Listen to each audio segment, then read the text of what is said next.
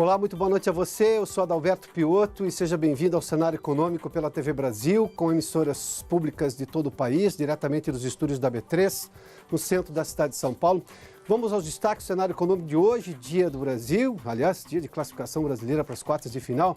O mercado não parou por causa disso não, aliás, o dólar subiu um pouco mais, a bolsa estava caindo, se recuperou, vamos dar uma olhadinha aqui. Dólar acima de R$ 3,90, operou boa parte do dia acima dos R$ 3,90, daqui a pouco a gente vê a cotação com que fechou esta segunda-feira. No Boletim Focus, o dólar também em alta, ou seja, a previsão do dólar para o final do ano também que sobe pela terceira semana consecutiva nas expectativas econômicas dos analistas ouvidos pelo Banco Central, dos mais de 100 analistas econômicos ouvidos pelo banco. Quase metade dos correntistas, aí está faltando dinheiro no final da conta, no final do mês, pois é, quase metade dos correntistas usa o limite do cheque especial todo mês. Isso é uma pesquisa divulgada hoje, daqui a pouco tem detalhes sobre isso também. A confiança do empresário caiu em junho, isso se reflete também em parte, na verdade já era o problema do começo do ano, do crescimento menor, mas depois tivemos a greve dos caminhoneiros em maio e isso está tudo nessa pesquisa, captado por essa pesquisa da Fundação Getúlio Vargas. E no estúdio de hoje a gente conversa com Walter Pieracciani, a gente vai conversar justamente sobre uma iniciativa para capacitar melhor o varejo brasileiro, que responde por quase metade do PIB brasileiro. Obviamente que falar em capacitação e melhora da capacidade de produção, ou seja, da relação do mercado, isso tudo ajuda no momento de retomada da economia, mesmo com essas turbulências que a gente tem observado no começo desse ano. O cenário econômico está no ar.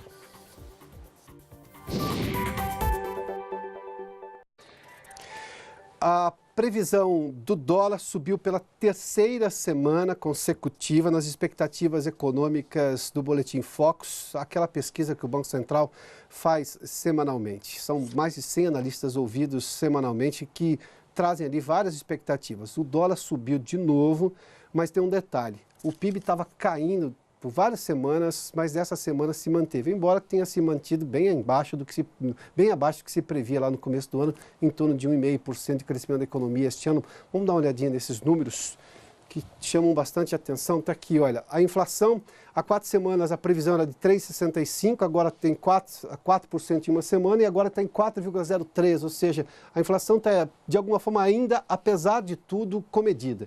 Se a gente olhar para a cotação do dólar, daqui a pouco a gente fala do dólar real, mas essa aqui é a previsão para o final do ano, ou seja, com tudo que pode acontecer, há 4 semanas era de 3,5%. Agora, há uma semana, 3,65 e agora R$ 3,70, ou seja, subiu de novo, 5 centavos a mais ali, mas subiu de novo pela terceira semana consecutiva. O fato é que o dólar tem acumulado altas nas previsões e também na vida real, que a gente já traz os números agora. Vamos seguir aqui para dar uma olhadinha de PIB e produção industrial. Há 4 semanas a previsão do PIB estava aqui, 2,18% de crescimento este ano.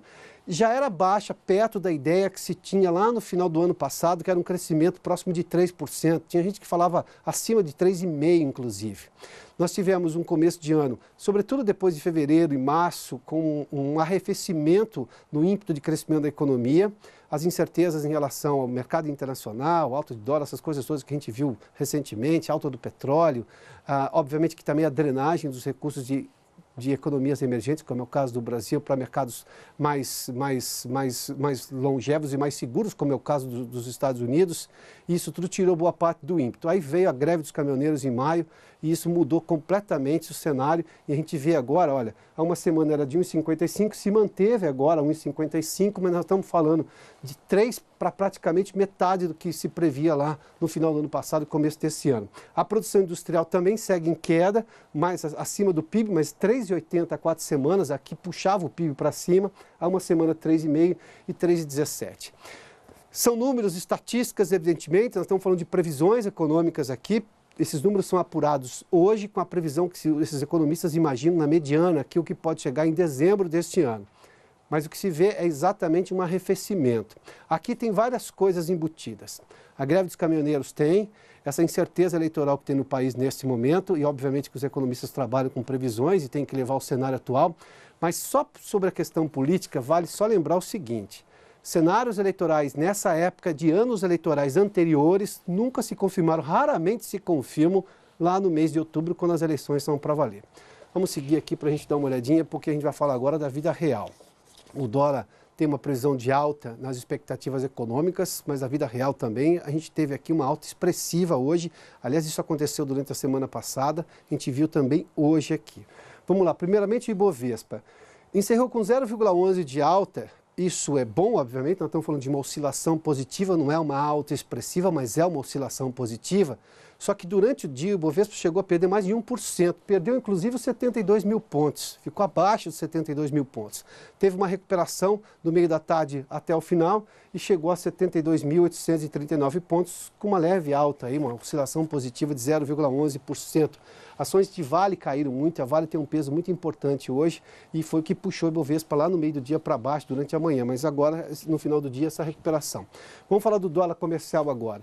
Para você ter uma ideia, o dólar comercial já se valorizou quase 18% neste ano. Se a gente pegar só agora, de janeiro até agora, são 18%, quase 18% de valorização da moeda estrangeira aqui em referência em relação ao real. R$ 3,90 hoje, foi a R$ 3,92 na máxima do dia, uma alta hoje de 0,8%, ou seja, 0,80%. O dólar comercial continua se valorizando. O Banco Central anunciou que fará novas intervenções durante a semana, mas a gente está vendo o dólar se valorizar bastante. Não se sabe ainda qual é o ponto médio do dólar. Imaginou-se que fosse em torno de 3,70 tempos atrás, mas a gente está vendo que o dólar está sendo pressionado e para cima mais uma vez. Vamos seguir aqui.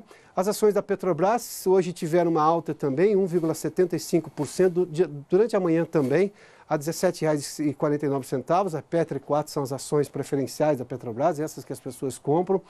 E aqui um destaque da Bolsa hoje. A BR Foods, que hoje tem Pedro Parente, o ex-presidente da Petrobras, presidindo a empresa, teve uma alta de 13,33%.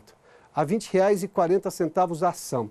Aqui demonstra claramente, essa ação perdeu muito valor nos últimos tempos. Dias atrás a gente falou dela como um dos índices negativos do Ibovespa, uma das ações que puxaram o Ibovespa para baixo, mas hoje teve essa alta importante, são as ações da BRF negociadas aqui na Bolsa. A cotação do petróleo, hoje teve uma queda no tipo Brent, a 2,26 de queda, $77, e o tipo WTI, o petróleo texano, do Golfo do México ali, 0,76 de alta negociado na Bolsa de Nova York. São os dados que nós temos aí do mercado financeiro. Vamos lá? Exatamente. Daqui a pouco a gente fala das mudanças do cheque, porque nós temos uma outra notícia sobre isso. Aliás, deixe-me ver se é exatamente isso. Agora sim. E quase metade dos correntistas que têm cheque especial usam o limite todo mês. Ou seja, pagam juros porque as contas não estão fechando no final do mês. E isso, obviamente, é preocupante, porque nós temos ainda, apesar da redução do desemprego que nós noticiamos na semana passada, nós ainda temos uma situação bastante delicada no país, porque o desemprego afeta mais de 3 milhões de pessoas e a gente está vendo justamente essa recuperação mais lenta. E recuperação mais lenta significa retomada do emprego também mais lenta. A Gabriela Santino está conosco na TV Brasil aqui em São Paulo e tem mais informações dessa pesquisa. Oi, Gabriela, boa noite. Boa noite, Piotr. Boa noite a todos que assistem a gente. É isso mesmo, é um índice alto, né? Quase metade das pessoas que usam cheque especial no Brasil fazem isso todos os meses, de acordo com uma pesquisa do Serviço de Proteção ao Crédito, SPC. E tem mais. A maioria deles, 63%, não sabem o valor dos juros cobrados nessa modalidade do crédito. Quem não fez essa avaliação pertence principalmente às classes C, D e E. Para a pesquisa foram entrevistados 910 consumidores em todas as capitais brasileiras. 45% dos entrevistados reconhecem que não procuraram outras alternativas de crédito mais baratas antes. 3 em cada 10 pessoas usaram crédito por conta de imprevistos, como compra de remédios, internações, mas quase 20% dos consumidores usaram o cheque especial por não conseguirem controlar as finanças pessoais. A inadimplência entre as pessoas que usam o cheque especial também é alta. 30% passaram a ter o nome sujo por não conseguirem cumprir o gasto, né? Não conseguirem pagar ali o gasto e os juros. Deles, 15% já regularizaram essa situação e 14% permanecem assim nessa situação complicada. Já desde ontem, novas regras do cheque especial estão valendo e os bancos deverão entrar em contato com quem usar mais de 15% do limite da conta por 30 dias consecutivos e devem oferecer alternativas melhores, mais baratas, inclusive aí chances de parcelamento da dívida. É uma mudança que deve ajudar a melhorar um pouquinho esses índices que estão bem altos, né, Piotr?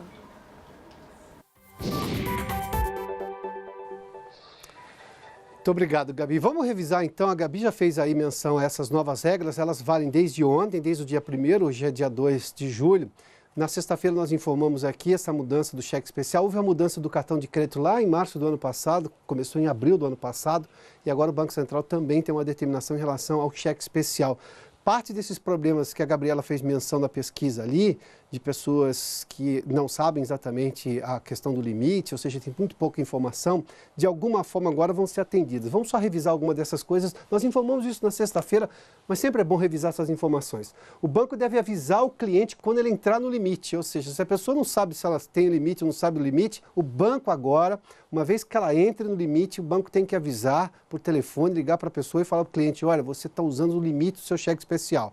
Obviamente que nessa conversa também vai dizer, olha, você paga X%, 13%, 14%, 15%. A tarifa do cheque especial é altíssima no Brasil, assim como a do cartão de crédito, ou seja, a pessoa passa a ser informada pelo banco diretamente. Tem que haver transparência na contratação do crédito, ou seja, se a pessoa não sabe que ela tem um cheque especial e ela passou da conta, não era avisada, e ela tinha o cheque especial e estava pagando juros, ou seja, agora ela tem uma conta e se por acaso o banco der a ela um limite de crédito, ou seja, o cheque especial, ela tem que saber, o banco tem que deixar isso muito claro para ela. Opção de juros mais baixos, como a Gabi fez menção, ou seja, a pessoa entra por 30 dias, acima de 15% do seu limite, o banco tem que ir lá oferecer a ela uma outra oportunidade e tem que revisar isso a cada 30 dias. Vai lá, chama de novo o cliente, explica, olha, vamos mexer nessa taxa um pouquinho mais baixa se você não conseguiu pagar.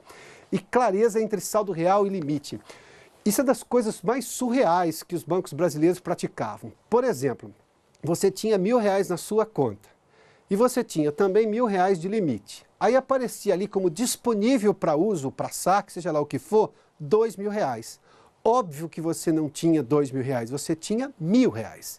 Os outros 1.000 eram do seu limite. Só que esses outros 1.000 não são seus, são do banco, ele vai cobrar juros se você usar, e cobra juros altos. Ou seja, as pessoas olhavam que eram enganadas no extrato. Isso aconteceu com qualquer pessoa que tinha ali, olhava para o extrato e falava assim, nossa, mas eu tenho tudo isso. E obviamente que as pessoas têm outras preocupações. E o banco não poderia ter feito isso. Tanto não poderia que muita gente acabou se complicando no cheque especial porque se enganava ali. E convenhamos, extrato de banco não tem a clareza que precisava ter. Parte disso agora vai ter que ser resolvido e o banco vai ter que ser mais claro e honesto, transparente nas informações, sobretudo na clareza entre saldo real e limite. Ou seja, isso agora está muito claro em relação a tudo isso. E a confiança dos empresários agora no mês de junho diminuiu, segundo uma pesquisa da Fundação Getúlio Vargas. O levantamento mostra claramente que, por exemplo, a greve dos caminhoneiros e aquela retomada mais leve da economia no começo do ano, antes do impacto da greve de 11 dias, já estava afetando ali a percepção dos empresários. O Marcelo Castilho está conosco no Rio de Janeiro e tem detalhes dessa pesquisa. Oi, Marcelo, boa noite.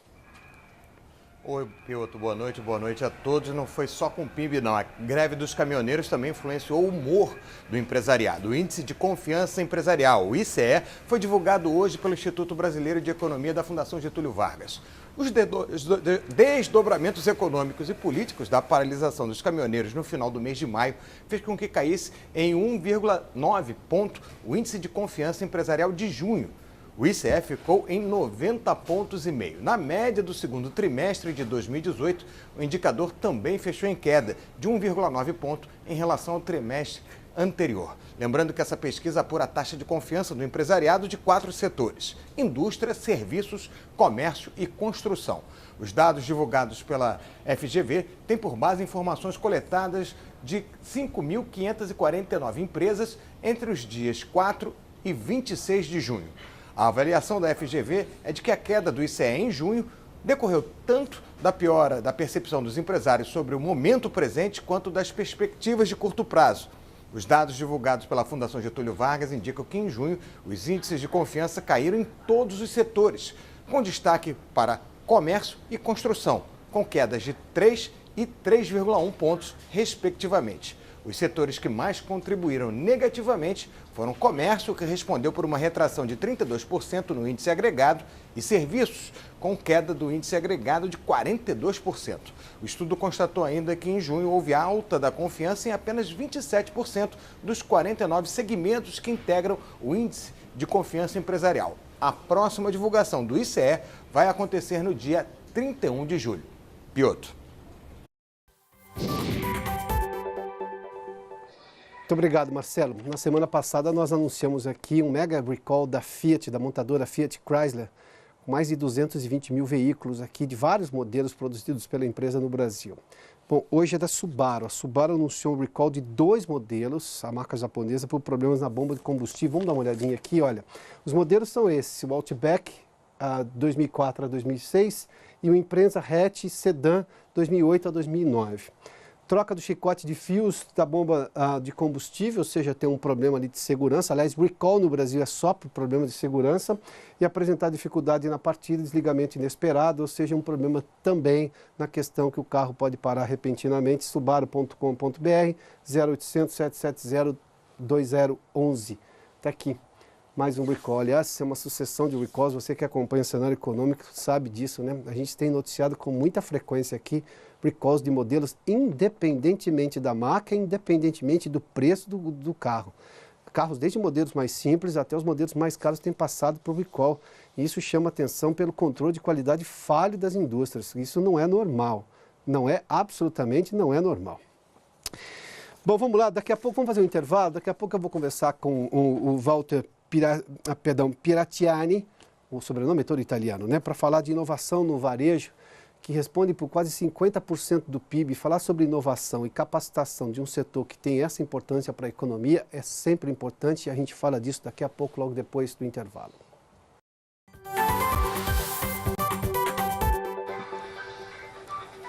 Olá, seja bem-vindo uma vez mais ao Cenário Econômico, aqui pela TV Brasil, diretamente dos estúdios da B3, no centro da cidade de São Paulo. Olha, tem um dado aqui que chama atenção: o varejo brasileiro tem um impacto de quase 48% no PIB, no Produto Interno Bruto.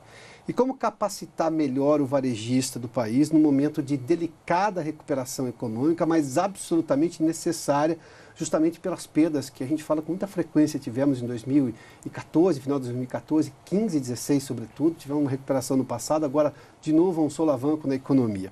O Walter Piratiani está à frente dessa empreitada aqui em São Paulo e conversa conosco aqui no Cenário Econômico. Boa noite, Piotr. Walter, boa noite, bem-vindo aqui ao Cenário Econômico. Estar com vocês aqui. Prazer recebê-lo aqui. Aliás, prazer falar sobre inovação e de que a gente está vendo uma iniciativa no país. As pessoas me chamam de otimista, eu digo assim, não, eu sou realista, eu vejo coisas acontecendo no país e coisas positivas. Eu me baseio só nas coisas positivas e elas existem, né? Nós temos problemas, mas as coisas positivas estão aí para resolver os problemas. Como é que vai funcionar isso aqui? Porque o peso do varejo é gigantesco. Gigantesco. Olha, Piotr, os estudos que nós fizemos, né, você falou 48% do PIB, isso envolve cerca de 18% dos trabalhadores formais do Brasil. Formais, não estou falando de quem está fazendo. 20 milhões, mais ou menos, 19 milhões de brasileiros trabalham no varejo. Por outro lado, não preciso falar muito, todo mundo sabe, um dos nossos pontos fracos é a qualidade do atendimento, a qualidade do serviço, né? A qualidade da experiência quando você vai para uma loja, vai para o estabelecimento. Então, nós vamos tentar virar um pouco essa realidade. Vamos tentar ajudar os varejistas, transformá-los em empresários. Nosso desafio é transformar varejista em empresário, né? O empresário tem suas estratégias, o empresário cuida bem das suas equipes, capacita as suas equipes. O governo fez uma ação extremamente inteligente, extremamente bem pensada, como você disse, né? Boas notícias vêm do governo. Até porque a iniciativa é da Agência Brasileira de Desenvolvimento Industrial. Perfeitamente. Do Guto, né? Isso, está lá à frente. Nosso presidente Guto. E da Secretaria de Comércio e Serviços do Ministério da Indústria. Exatamente. O Ministério e a BDI, que é o braço operacional do Ministério, contrataram especialistas, né? Não entraram naquela coisa de quero fazer, quero realizar, contrataram equipes especializadas. Nós lidamos com inovação há mais de 25 anos, nossa equipe, e estamos operando esse laboratório que oferecerá 102 eventos gratuitos para os varejistas de qualquer setor, de qualquer tamanho, que queiram mais competitividade, que queiram desenvolver o seu negócio. O comércio eletrônico vem crescendo, né? Vem crescendo de uma forma bastante significativa. Sim. Ainda é só 3,5%, 4% do volume total, enquanto na China é 30%, nos Estados Unidos é 15%. Mesmo assim, é um movimento, uma revolução para o varejo. né? Como o nosso varejista vai reagir a isso, como ele vai se capacitar para isso, como ele vai ter acesso às tecnologias que ele precisa ter para manter o seu negócio competitivo. Como ele se prepara para enfrentar o desafio, porque o desafio existe. O desafio Queiramos ou não, ele vai chegar e já chegou em boa parte dos casos. Uma grande revolução, Piotr, uma grande revolução. E o varejista tem chance, o governo está dando a chance ao varejista de se capacitar, de se desenvolver para vencer essa revolução. Para a gente só dar alguns exemplos desses cursos, desses vários cursos que vão ser ofertados gratuitamente. Aliás, fica no Shopping Frei Caneca aqui em São Paulo. Shopping Frei Caneca, primeiro andar. Uma espetacular instalação. Mas ele precisa se inscrever antes por algum site? Nós temos também o nosso site, que é o Provalab, www.provalab.com.br. Prova exatamente, P-R-O-V-A. Isso, de provarejo. De provarejo. Né, de provar, de experimentar. Né? Tá, provalab.com.br. É o nosso site. Ele pode se inscrever, pode acompanhar a grade de eventos, ver aqueles eventos que interessam a ele. Se ele não puder deixar a loja no próprio portal, os conteúdos vão ser disponibilizados. Tem acessibilidade completa, ou seja, pode ser visto pessoalmente ou ele pode, se ele tiver dificuldades, ele pode. A maioria dos eventos vão ser transmitidos, né? Que maravilha isso. Mas é importante ir lá, é importante ter o contato com as startups. Uma das maneiras baratas e rápidas de fazer inovação, no mundo todo, não é só no Brasil, é o contato, é o intercâmbio com as startups. Né? Nós temos lá 4 startups residentes, uma meninada genial, pronta para ajudar o varejista a controlar melhor o seu negócio. Agora, quais são alguns dos exemplos de alguns cursos que ele pode ter acesso? Nós temos agora, dia 5, um encontro entre um especialista de experiência de loja. A experiência é a parte física, é o corredor, é a prateleira, é a iluminação, é a vitrine, debatendo com 3 jovens que falam sobre tecnologia. Né? Quem vai vencer?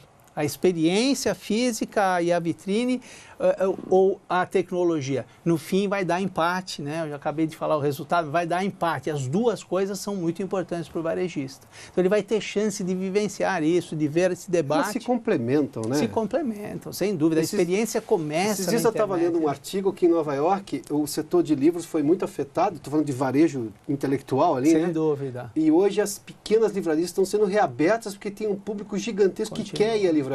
Sim, provavelmente não vai ser mais igual a velha livraria, vai ter uma parte disso que vai ser virtual, que vai ser à distância, ele vai viver algumas experiências, um pedaço da jornada de forma virtual e um pedaço depois, o ápice vai ser na loja física, tocando os livros, vivendo os livros. Nós estamos discutindo também livrarias do futuro. Walter, você fez menção sobre atendimento e obviamente que as pessoas reclamam disso porque casos de mau atendimento acontecem com muita frequência. Tem-se um problema ali, talvez, do humor do funcionário no momento, mas tem também um problema de capacitação, porque há lojas que você vê muito pouco problema de mau atendimento. Então, obviamente, ali houve um treinamento. O que você acha que precisa disso? É treinamento, é envolvimento, ou são as duas coisas? Uma combinação, inteligente a pergunta, uma combinação das duas coisas. Né? Nós temos que treinar, capacitar, porque essas pessoas não chegam nem da escola e nem da casa delas habilitadas a um bom atendimento. Elas não fazem, às vezes, porque não sabem. Então, nós temos que dar conhecimento, dar educação e, ao mesmo tempo, engajá-las no negócio, tratá-las bem. Eu não posso esperar que uma pessoa que eu trato mal trate bem o meu cliente. Então, é uma combinação das duas coisas, Piotr. Né? Precisamos educar e precisamos engajar. Muito interessante, o engajamento, né? Exatamente. Se envolver com o negócio de verdade. Se envolver com o negócio.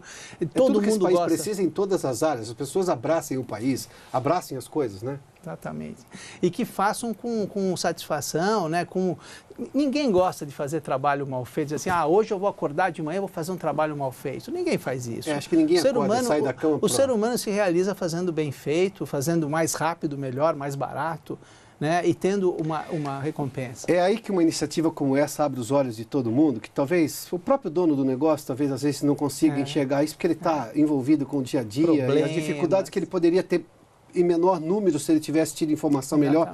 É esse tipo de evento que abre a cabeça, não é? É isso, nós queremos abrir a cabeça. Nós falamos 3 coisas lá, né? O descobrir, o aprender e o experimentar. O laboratório vai dar a chance. para o empresário descobrir coisas que ele não sabe, aprender e experimentar, porque nós temos uma loja piloto lá dentro, né, que vende, né, que vai poder vender, que vai poder vivenciar, experimentar tecnologias. E o comerciante, o varejista, o empresário vai poder viver essas tecnologias antes de adotá-las. Perder o medo um pouco da tecnologia, né? Walter, de quando a quando funciona isso? Começou há um mês, foi inaugurado foi inaugurado pelo ministro, né, e pelo Guto, pelo nosso presidente, e vai durar 2 anos. 2 anos? 2 anos. Nós vamos até 2019. Mas ninguém precisa deixar pela última hora, né? Dá para ir logo, né? Dá para ir já. Que bom. Bom, fica no Shopping Frei Caneca, aqui em São Paulo. Frei Caneca, primeiro andar, saída da escada rolante. Vamos só repetir o site. O site é o www.provalab. Provalab com B mudo. Isso, de laboratório. com bmudo.com.br. Provalab.com.br. Aqui em São Paulo, fica no Shopping Frei Caneca, fica na região central da cidade. Enfim, é bem de fácil acesso, por sinal, dá para chegar de transporte público e tudo mais. Walter, brigadíssimo, boa sorte, viu? Nós é que agradecemos o apoio. Aliás, hoje os brasileiros lá no estádio, na Rússia, cantaram o hino a capela, independente daquele trechinho pequeno que a FIFA deixa, o mundo ficou maravilhado com isso, só que o mundo vai perguntar o que os brasileiros fazem com o país deles também. Então, cantar o hino é uma pequena parte, tem a outra parte que é cuidar do país. Iniciativas como essa também fazem bem ao Brasil. Walter, boa sorte, obrigado de novo. O Cenário Econômico termina aqui. Muito obrigado pela sua companhia, pela audiência. Boa noite a você. Amanhã, terça-feira, a gente está de volta. Até lá.